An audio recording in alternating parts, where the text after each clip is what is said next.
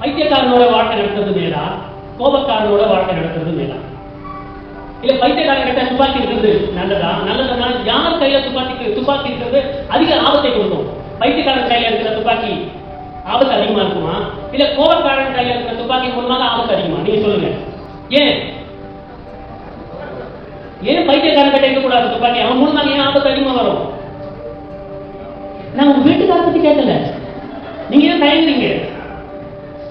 நான் பாகிஸ்தான் பத்தி கேட்டுக்கொள்கிறேன். இந்தியா கோபக்காரன் ஆண், அவன் கோபம் ஒரு நாள் தனியும். கோபம் ஏன் வருது? ஏதோ ஒரு காரணத்துக்காக கோபம் வரும். அந்த காரணத்தை சரிப்படுத்திக்கொண்டு வச்சீங்க, கோபம் வருமா? அவன் அமைதியா மாறிடுவான். அவன் பைத்தியக்காரன் அப்படியா? அவன் கையில துப்பாக்கி இருந்தா எவ்வளவு சுடுவான்னு தெரியாது, ஏன் சுடுவான்னு தெரியாது, எப்ப சுடுவான்னு தெரியாது, அனுப்பிச்சிடுவான். பாகிஸ்தான் கையில துப்பாக்கி இருக்கிறது, அவன் கையில வந்து அணு ஆயுதம் கூட இருக்கிறது. அந்த பையன் இருக்கிறது, அந்த செய்தி கூட நான் தயார் பண்ணி கொண்டேன். அவன் கையில வந்து அணு ஆயுதம் இருக்கு. திடீர்னு எடுத்து போட்டான்னா முடிஞ்சு கதை. ஹிரோஷிமா ஜப்பான்ல வந்து அணு ஆயுதம் போடப்படும் போது 45ல அவங்க 50 வருஷத்துல எழுந்து உட்கார்ந்துட்டாங்க. நமக்கு நார்த் இந்தியாவிலயோ சவுத் இந்தியாவிலோ அந்த நியூக்ளியர் பாம்பு போட்டாங்க அப்படின்னு சொன்னா 40-50 கோடி மக்கள், பாதி இந்தியா முடிஞ்சிடும். சோ இந்தியா ஒரு கோபக்காரன், அவனுக்கு கோபம் வரும். அவனுக்கு யாராவது சீங்கிதான் கோபம் வரும்.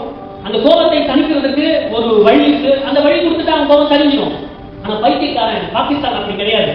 அவன் கையில துப்பாக்கி இருக்கு, அவன் கையில பாம்பு இருக்கு அப்படின்னு சொன்னா எப்ப சுடுவான், யாரை சுடுவான்னு தெரியல. சோ அதனால ஒரு 6 மணிக்கு நேற்று என்ன சமாதானம் முடிஞ்சிச்சுன்னு சொன்னாங்க. நான் சந்தோஷப்பட்டு இந்த உதாரணம் சொன்னேன். அவன் பைத்தியக்காரன், அவனை நம்ப முடியாது. 10 மணிக்கு தூக்கத்துக்கு முன்னால மறுபடியும் என் மகள் மேல இருந்து கீழே இறங்குது, மறுபடியும் அவன் ஸ்ரீநகர்ல வந்து பாம்பு போட்டுருக்கான், ஏவுகணை வந்துருக்கு. இந்த பைத்தியக்காரன் சொல்ல தாங்கவே முடியல. மறுபடியும் சீஸ்ஃபயர் ஆட்சி 6 மணிக்கு, 10 மணிக்கு ஸ்ரீநகர்ல மறுபடியும் என்ன ஆகுது, ஏவுகணை பாம்பு வருதுன்னு சொல்லுது. ஆனா நம்ம என்ன அக்ரிமெண்ட் போட்டோம்னா 2 பேரும் சமாதானமா போலாம். ஆனால் நீ அந்த சமாதானத்தை கெடுக்கும்படி மறுபடியும் அதை வயலேட் பண்ணும்போது, சமாதான உடன்படிக்கையை நீ வந்து மீறும் போது நான் என் கோபத்தை காட்டுறேன் அப்படின்னு சொல்லிட்டு மறுபடியும் இந்தியா போயிருக்கிறது. சரி, சமாதானம் வருவதற்காக நாம் ஜெபிப்போம். அது வந்து நாட்டு நடப்பு. இன்றைக்கு சமாதானம் வந்துடும், பரவாயில்ல. ஏன்னா உலக நாடுகள்லாம் ஒன்னா சேரும், எப்படியாவது அவன் வந்து அடக்கி வைக்கும். ஆனால் ஒரு கிறிஸ்தவராக நான் வந்து peace time lifestyle, peace டைம்னா சமாதானமா இருக்கும்போது ஒரு வகையான லைஃப் ஸ்டைல் நமக்கு இருக்கும். லைஃப் ஸ்டைல் அப்படின்னு சொன்னா என்ன, வாழ்க்கை முறை இருக்கும். ஆனால் யுத்த நேரத்தில் எப்படி வாழ்க்கை முறை இருக்க வேண்டும் என்று நம்ம கற்றுக்கொள்ளணும்.